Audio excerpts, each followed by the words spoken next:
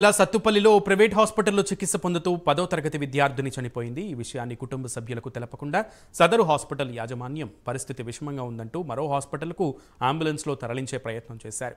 ఈ విషయాన్ని గుర్తించిన తల్లిదండ్రులు ఆసుపత్రి వద్ద ఆందోళనకు దిగారు.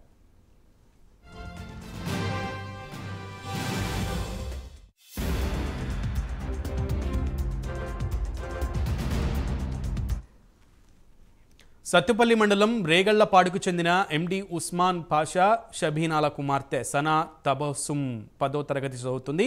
2 రోజుల నుంచి విరోచనాలు జ్వరంతో అనారోగ్యానికి గురైంది. ఈ క్రమంలో తల్లిదండ్రులు సత్తుపల్లి పట్టణంలోని విజేత ఆసుపత్రిలో చేర్పించారు. అయితే బాలిక ఆరోగ్య పరిస్థితి విషమించి సనా మృతి చెందింది. కానీ వైద్యులు బాలిక మృతి చెందిన విషయాన్ని తెలపకుండా పరిస్థితి విషమంగా ఉందని మెరుగైన వైద్యం కోసం ఖమ్మం తరలించాలని సూచించి అంబులెన్స్లో తరలించే ప్రయత్నం చేశారు.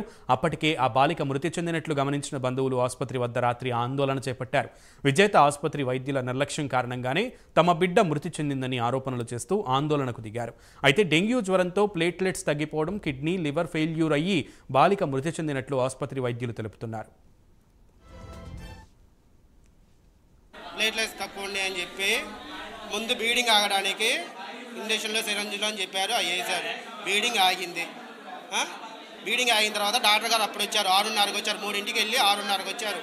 6:30కి వచ్చిన తర్వాత రౌండ్కి వచ్చి ఓపీ పిల్లని చూసి ఏదో లిక్విడ్లు 4 లిక్విడ్లు కలిపి మన ఏమంటారు మన నిమ్ముకు పెట్టే ఆక్సిజన్ ఉండిద్దా అది దాంట్లో లిక్విడ్లు పోసి పెట్టేవారు. పాప తట్టుకోలేకపోయింది.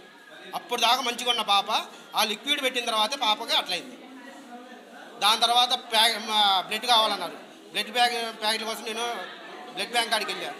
బ్లడ్ బ్యాంక్ కాడికి వెళ్ళి అప్పటికే డాక్టర్ గారు మళ్ళీ ఫోన్ చేసి మా వాళ్ళు ఫోన్ చేశారు.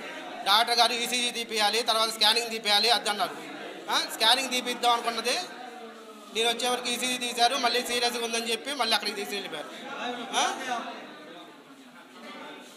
మా పాపకి కారణం ఆయనే.